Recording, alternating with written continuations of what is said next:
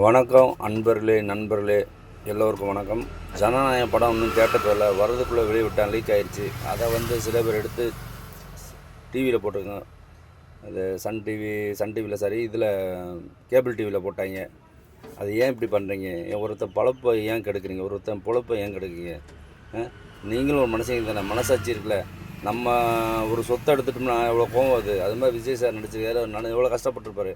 எவ்வளோ கஷ்டப்பட்டால் நடிச்சிருக்காரு, எல்லா டைலாகும் பேசியிருக்காரு. ஏன் இப்படி பண்ணுறீங்க? அநியாயம் பண்ணுறீங்க. அவரும் நம்மள ஒரு மனுஷன் சொல்லிகிட்டு இருக்காரு. ஏன் இப்படி அவர் துரோகம் பண்ணுறீங்க? தப்பில். இப்போ நீங்கள் ஒரு படம் உங்கள் புள்ள நடிக்கணும்னு வச்சுங்க, சப்போஸ் அப்படி வச்சுங்க, உங்கள் படம் உங்கள் புள்ள நடிக்குது, அந்த படம் தேட்டருக்கு வரணும்னு ஆசைப்பட்றீங்க. ஆசைப்பட்டு நல்ல வசூல் வரணும், நல்லா சம்பாதிக்கணும், லைஃப்பில் செட்டிலாம் நிறையாவது செய்யணும்னு ஆசைப்பட்றீங்க. இது யாராச்சும் ஒரு திருடி போட்டான்னு நினச்சிவிங்க, மனசு வலிக்காது?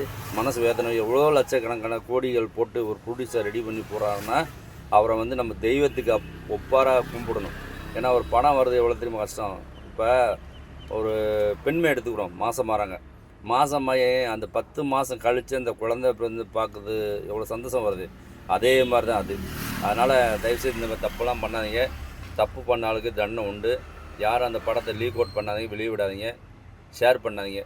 உங்கள் பணி தமிழ்நாட்டு மக்கள் உள்ள அனைத்து சகோதர சகோதரிகளும் பாதங்களை தொட்டு கேட்குறேன். அதை தியேட்டரில் பாருங்கள். அவர் நடித்ததுக்கு நம்ம பெருமை சேர்க்கணும். விஜய் சார் நடித்ததுக்கு பெருமை சேர்க்கணும்.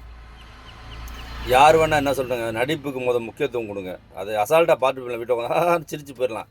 ஆனால் அது எவ்வளோ மனசு வலிக்கும் தெரியுமா அவருக்கு, விஜய் சார் கூட நடித்தவங்களுக்கு, டைரக்டர் ப்ரொடியூசர் எவ்வளோ மனசு வலிக்கும் தெரியுமா. தப்பு பண்ணாதீங்க. தப்பு பண்ண ஆண்டன் பார்த்துட்டு இருக்கான், தண்டனை கண்டிப்பாக அடிக்கும். சரியா? அதெல்லாம் பண்ணாதீங்க தயவுசெய்து. நீங்கள் என்ன செய்றீங்கன்னா, படத்தை போய் ஃபேமிலியில் போய் தேட்டரில் போய் பாருங்கள், பார்த்து ரசிங்க. நீங்கள் 10 அந்த காசு கொடுத்தீங்கன்னா அது அவர் ப்ரொடியூசருக்கு, ஹீரோவுக்கு, மற்ற சக நடிகர்லாம் போய் சேர்த்துங்க. தயவுசெய்து அதை கொஞ்சம் பணி பாகம் தொட்டு கேட்குறேன். அதை கொஞ்சம் மனிதாபிமானோட தேட்டரில் போய் பாருங்கள். பார்த்து இந்த படம் சொல்ல எல்லா படமும் தேட்டரில் போய் பாருங்கள். அவங்க நம்மளுக்காண்டி கஷ்டப்படுறாங்க, நம்மளுக்காண்டி நடிக்கிறாங்க. ஒரு கதை திரைக்கதை எழுத எவ்வளோ கஷ்டம் தெரியுமா. அது ஒரு ஆள் தான், அதை ஒரு ஆள் டைரக்ட் பண்ணணும், அதை ஒரு ஆள் ப்ரொடியூஸ் பண்ணணும். எவ்வளோ செலவுக்கு, சாப்பாடு செலவு எல்லாமே இருக்குது. நம்ம சாதாரண வீட்டுக்கு ஒரு விருந்தாடி கூப்பிட்டா தப்பாக நினைக்கிறீங்க.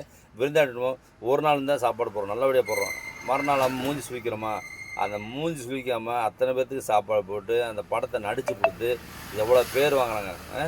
அந்த பேரில் உங்களுக்கு பங்களிப்பு உண்டு. ஏன்னா மக்கள் பார்த்தா தான் அவங்களுக்கு வருமானம். தயவுசெய்து உங்கள் பணி மறுபடியும் தொட்டு கேட்குறேன்.